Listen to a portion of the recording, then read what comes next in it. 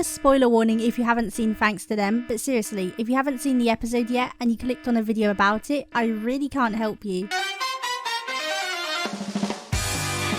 Anyway, hi, so I recently finished watching the new Our House episode Thanks to Them, and let me just say, this episode exceeded pretty much all of my expectations and was definitely worth the wait. This episode was an absolute rollercoaster of emotions. Like, it had me feeling inspired, feeling really tense at times, feeling joyful. It even made me cry at one point, and I think the main reason that it was able to evoke all of those different emotions from me was the way that they handled relationship dynamics in it. And what I mean by that is, even though the episode was around 46 minutes long, the relationship dynamics between the different characters and how they interacted with each other just worked well and felt natural. Like, it didn't feel super rushed or like the writers were forcing the characters to get along just for the sake of having to wrap up the story within just 3 episodes. It felt well thought out. But what I think worked especially well in terms of this was how well they used the characters' relationship dynamics and interactions to make the episode storyline just feel more satisfying and make the relationships between the characters feel realistic. Because you could have a really good plot for a story, but I think if the relationship dynamics and interactions between your characters within the plot are rushed, feel forced, or are constantly inconsistent, it can make the whole story just feel less satisfying and less enjoyable, even though you have a really good plot. Character relationship dynamics and interactions are what really complement a plot and are what give it that bit more meaning and depth, which in turn can help create a connection between a viewer and a character, especially if the viewer ends up relating to a character. And so those sorts of connections to characters can sometimes evoke strong emotions from viewers. For example, there have been series I've watched that I think have had really good plots. However, despite that, I never really felt that satisfied after watching them, because throughout I found myself not really caring enough about a lot of the characters or being that interested in said characters, even after their character arcs had been fully fleshed out, which was either because a lot of the character arcs were inconsistent most of the time, or started to become inconsistent after a while, so then I would kind of stop really following along, or it would be because the relationship dynamics and interactions between the characters throughout felt rushed, forced, or were unrealistic and just didn't work. Whereas a show like The Owl House was able to get me to care about its characters, or at least be interested in its characters, mainly by making compelling character arcs and having well written character relationship dynamics, whilst also maintaining a decent plot which got even better throughout the course of season 2. But with Thanks to Them, I honestly really enjoyed seeing how all of the characters interacted with one another, because we got to see more of Gus and Hunter's sibling dynamic, got some nice Huntley moments, Luce and Hunter's sibling dynamic, V getting to know the Hex Squad, some more Lumity moments, and one of my favourite character dynamics throughout this episode, Luce and Camilla's relationship. I love that we got to see them have some honest heart-to-heart moments, which was actually something that I theorised may happen in a video I made about season 3 before Thanks to Them came out. It was also quite interesting getting to see some things from Camilla's perspective, like why she decided to send Luce to reality check summer camp and what she honestly thought about Luce's creativity. And yes, I would talk about the other characters and their relationship dynamics, but then this video would end up being really long, and I'm actually already working on a longer video where I'll be talking more in depth about this episode, so that video is going to be more of a scene by scene analysis slash a more in-depth review type video. Moving on to the plot of the episode. So the episode mainly focused on everyone trying to find a way back to the Boiling Isles and on Luce and Hunter's character development, and we finally got to see Hunter being genuinely happy, well, before all of that horrible stuff happened to him. Like, honestly, Hunter can never just catch a break. Luce was going through it, but it was nice that she was able to go to her mum for support, and seeing her and Hunter look out for each other was nice. Amity, Gus and Willow didn't really get as much character development in this episode, which would make sense as they all had a lot of major character development over the course of season 2. However, I still would have liked to have seen moments where each of them got to shine individually, but regardless, I think their roles throughout this episode tied in nicely with everything that was going on. I also liked how they were able to keep a good balance between serious moments and comedic moments throughout. However, the only time where I thought the balance between comedic and serious didn't quite fit was at the very end, just after everyone went through the portal to the demon realm and V goes,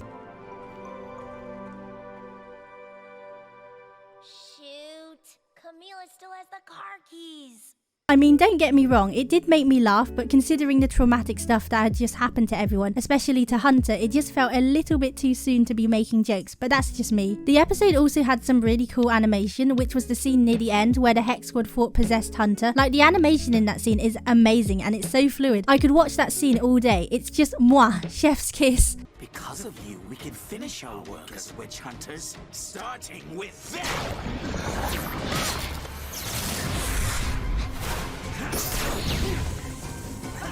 Hey, Barrels, remember me? Hang tight, Hunter.